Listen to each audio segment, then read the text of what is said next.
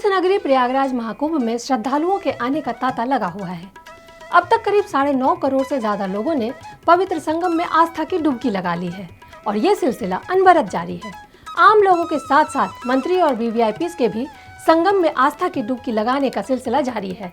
रक्षा मंत्री राजनाथ सिंह के बाद अब उत्तर प्रदेश के मुख्यमंत्री योगी आदित्यनाथ ने अपनी पूरी कैबिनेट के साथ संगम में डुबकी लगाई। वहीं प्रधानमंत्री मोदी भी जल्दी ही यहां आने वाले हैं।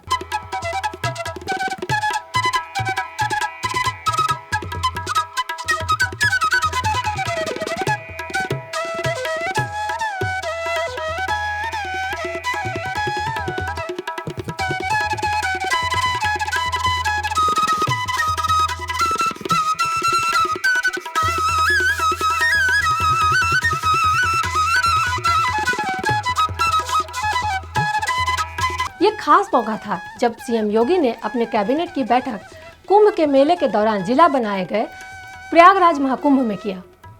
सीएम योगी कैबिनेट की बैठक के बाद मोटर बोट से अपने सभी मंत्रियों के साथ संगम पहुंचे और आस्था की डुबकी लगाई।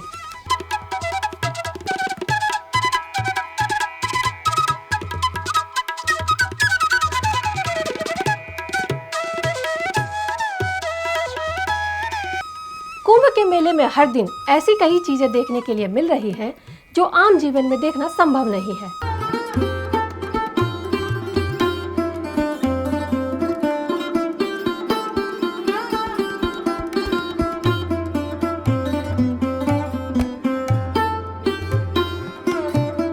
नमस्कार, मैं हूं कविता।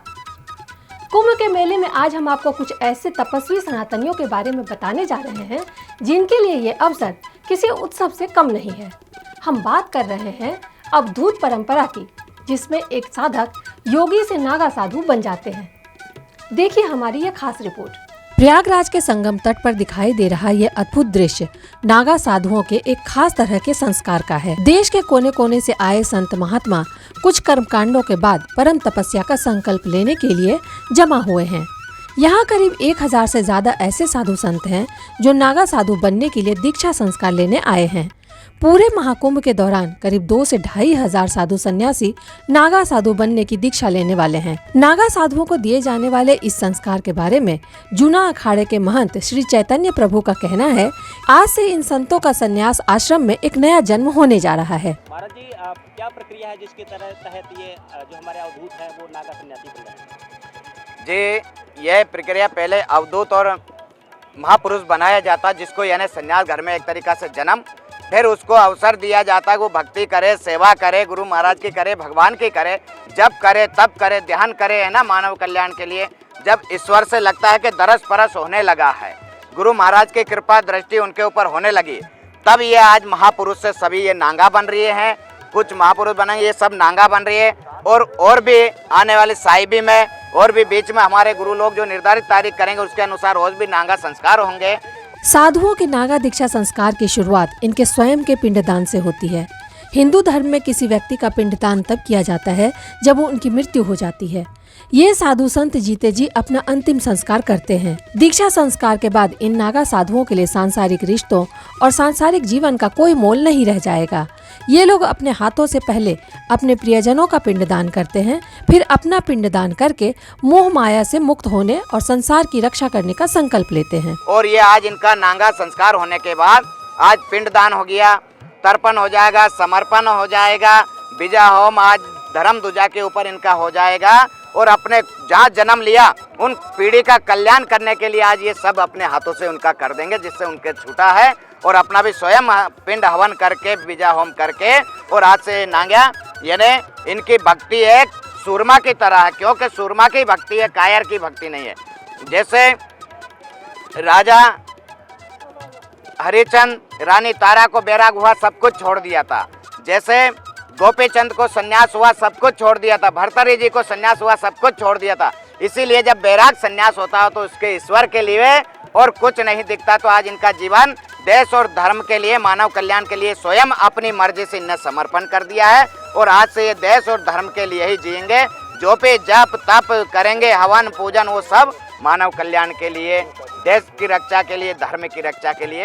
ये धर्म की रक्षा की एक विशाल यानी एक तरीका से फौज मानो ये नांगा संख्या में सन्यासी। महाराज जी नागा आज लगभग 1100 नागाओं का आज संस्कार हो रहा है। नागा परंपरा में अलग अलग तीर्थ नगरी में दीक्षा लेने का अलग महत्व है। आज के दीक्षा के बाद ये संत एक खास नाम से पुकारे जाएंगे। प्रयाग में दीक्षा लेने वाले संत को राजराजेश्वरी के नाम से पुकारा जाता है। वहीं हरिद्वार, उज्जैन में इन्हें अलग अलग नाम दिया जाता है। इन नामों के साथ नागा साधुओं के कर्तव्य भी निर्धारित होते हैं। हाँ, हर कुंभ का विशेष होता है। जैसे यहाँ प्रयागराज में गंगा मैया की गोद में जो नांगा बनते हैं वो राजराजेश्वरी कहलाते हैं। जो हरिद्वार में नांगा बनते हैं वो बरपानी नांगा कहलाते हैं। और जो उज्जैन में नांगा बनते वो खूनी नांगा कहलाते हैं कि धर्म के लिए उनको कुछ भी, जिसको कहते हैं अस्त्र शास्त्र और माला वाला, यानी कुछ भी वो कर सकते हैं देश की धर्म की रक्षा के लिए, अपने स्वार्थ के लिए नहीं है। ऐसी शिक्षा दीक्षा हमारे गुरु लोग देते भी नहीं, शांति के प्रतीक शिक्षा देते हैं।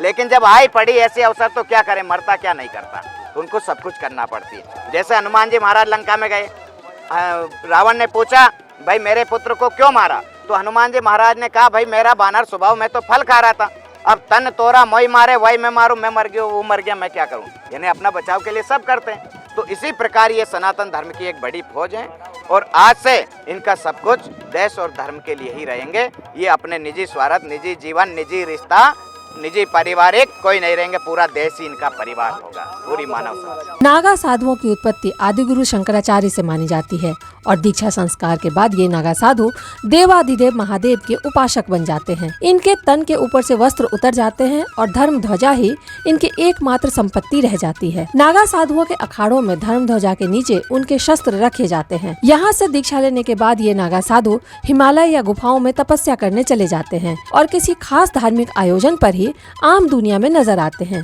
लेकिन जरूरत पड़े तो ये नागा साधु धर्म की रक्षा के लिए शस्त्र उठाने से भी परहेज नहीं करते हैं।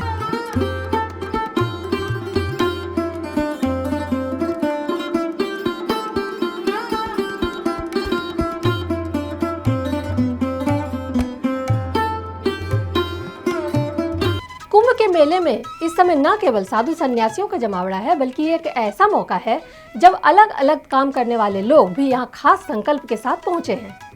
महाकुंभ में हमें एक ऐसे भक्त मिले जिनका संकल्प है शिव भक्ति के जरिए युवाओं को जागरूक करना। अपने आप को कवि कहने वाले इस महादेव भक्त का संदेश देने का तरीका बहुत निराला है। शिव भक्त आस्थाना। महाकुंभ में श्रद्धालुओं के बीच फरीदाबाद हरियाणा के रहने वाले कवि आस्थाना का शिव भक्त के जरिए युवाओं को संदेश देने का तरीका अनोखा है। इन्होंने अपने कंधों पर भगवान शिव को उठा रखा है। महादेव को कंधे पर बिठाकर देश के युवाओं के बीच सनातन धर्म का प्रचार करने निकले हैं। ये अपने इस खास अंदाज में संसार के कल्याण के लिए युवाओं को ईश्वर की भक्ति और परिवार के प्रति जागरूक होने का संदेश देते हैं। ये आप जो भोलेनाथ को कंधे पे लेके चल रहे हैं, ऐसा क्यों? ये ऐसा कुछ नहीं, मैं 2010 से कावड़ लाता हूँ बाबा के यहाँ से, हरिद्वार से फरीदाबाद तक। मैं हरियाणा का रहने वाला हूँ, कवि आस्थाना मेरा नाम है। मेरा काम है यूथ को जगाना।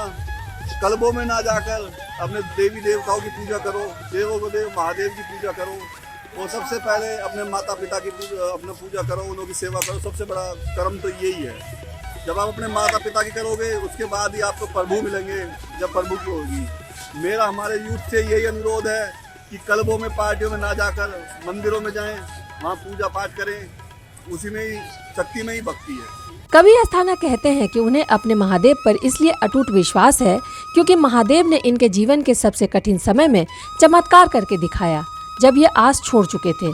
इनके पिता कैंसर के मरीज थे, डॉक्टरों ने जवाब दे दिया, लेकिन महादेव की ऐसी कृपा हुई कि आज इनके पिता स्वस्थ हैं और जीवित हैं। तब से ही इन्होंने संकल्प लिया है कि जब तक शरीर में सांस है तब तक ये इसी तरह भगवान शिव को अपने कंधों पर उठाकर यात्रा करते रहेंगे। जब तक सांस है, जब तक आस है। और सबसे बड़ी मैं आपको बताऊं जो मेरे में बीती है, मेरे पिताजी कैंसर पेशेंट हैं। 2017 में हरियाणा पुलिस में वो एक एज ए इंस्पेक्टर रैंक से रिटायर हुए हैं। 2017 में उनको कैंसर घोषित कर दिया था। उसके बाद मैं सीधा एम्स में आया। एम्स में, दिल्ली एम्स में मैंने इलाज करवाया। वहाँ एक डॉक्टर साहब शिवपाल सैनी जी जानकार, वो क्या नाम है, इंस्टाग्राम के माध्यम से मेरे को जानते थे, वो मिल गए, उन्होंने इलाज करवाया। एम्स जैसे हॉस्पिटल में तुरंत मेरे पिताजी को, मेरी वीडियो काफ़ी वायरल हुई थी और मेरे पिताजी को लेकर उनको इलाज कर दिया। बाबा के आशीर्वाद से पैट स्कैन बिल्कुल नॉर्मल आती है, बिल्कुल सही है। तो ये सब चमत्कार ही है, भक्ति में शक्ति है वो बात। नाम क्या है आपका? मेरा नाम कवि आस्थाना है। जब तक सांस रहेगी तब तक मैं ऐसी भक्ति करता रहूँगा। 15 सालों से कवि आस्थाना हर साल भगवान शिव की मूर्ति कंधों पर लेकर हरिद्वार से फरीदाबाद तक कांवड़ यात्रा करते हैं। ये यात्रा न केवल इनके अटूट विश्वास और शिव भक्ति को दर्शाता है, बल्कि एक प्रेरणा भी है कि संकल्प और समर्पण के बल पर कोई असंभव कार्य भी किया जा सकता है। कवि अस्थाना अब तक 12 ज्योतिर्लिंगों की यात्रा कर चुके हैं और एक बार फिर से अपनी इस निरंतर यात्रा को जारी रखते हुए प्रयागराज कुंभ पहुँचे हैं। इनके इस खास अंदाज को सोशल मीडिया पर खूब सराहा जा रहा है। इंस्टाग्राम, फेसबुक पर लाखों लोग इनके फॉलोअर बन रहे हैं।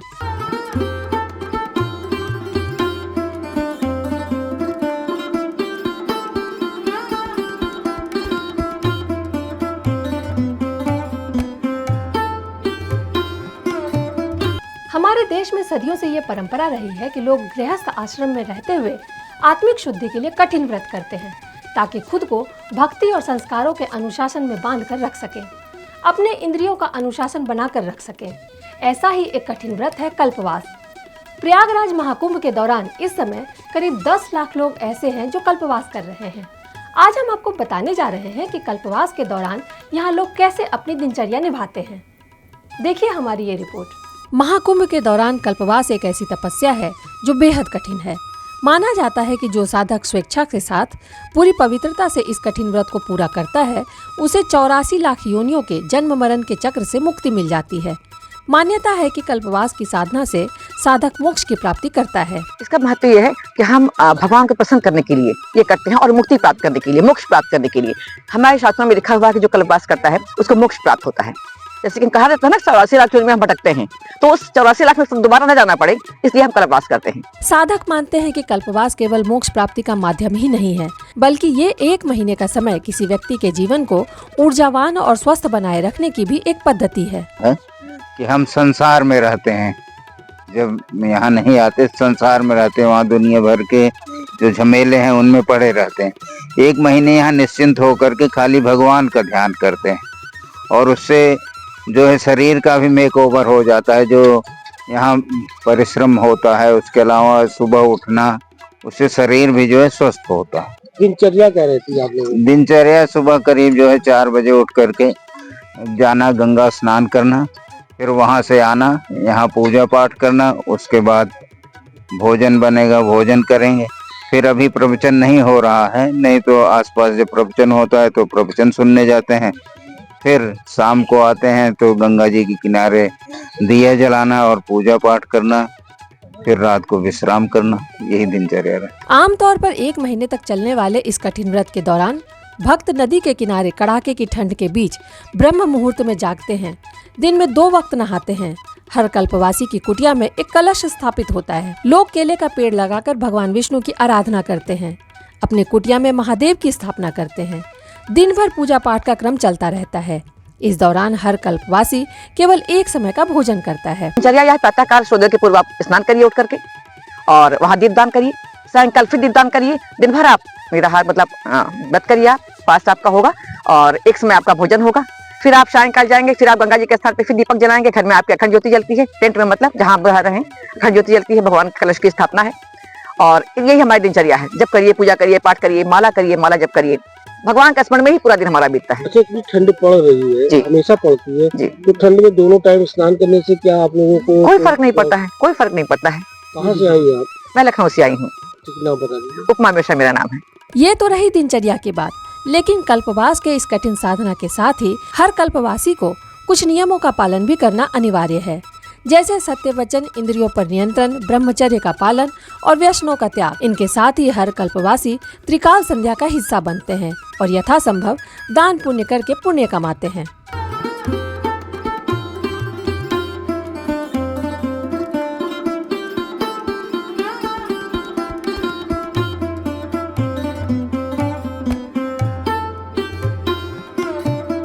प्रयागराज महाकुंभ इस समय सनातनी आस्था का केंद्र बना हुआ है। इस भव्य आयोजन में ऐसे ऐसे साधु संत आए हुए हैं जिनकी साधना आम लोगों के लिए अलौकिक है। ऐसे ही एक संत हैं बाबा महंत श्री इंद्रगिरी जी महाराज, जो अपनी टूटती उखड़ती सांसों के साथ महाकुंभ में आस्था की डुबकी लगाने हरियाणा से प्रयागराज पहुंचे हैं। बाबा इंद्रगिरी जी महाराज जब आवाहन अखाड़े के शिविर में पहुंचे तो लोग उन्हें यहाँ देखकर हैरान रह गए, क्योंकि बाबा के दोनों फेफड़े 57% से ज्यादा खराब हो चुके हैं और वो कोविड के समय से ही ऑक्सीजन सपोर्ट पर सांसें ले रहे हैं। यहाँ भी बाबा ऑक्सीजन सिलेंडर के साथ ही आए हैं।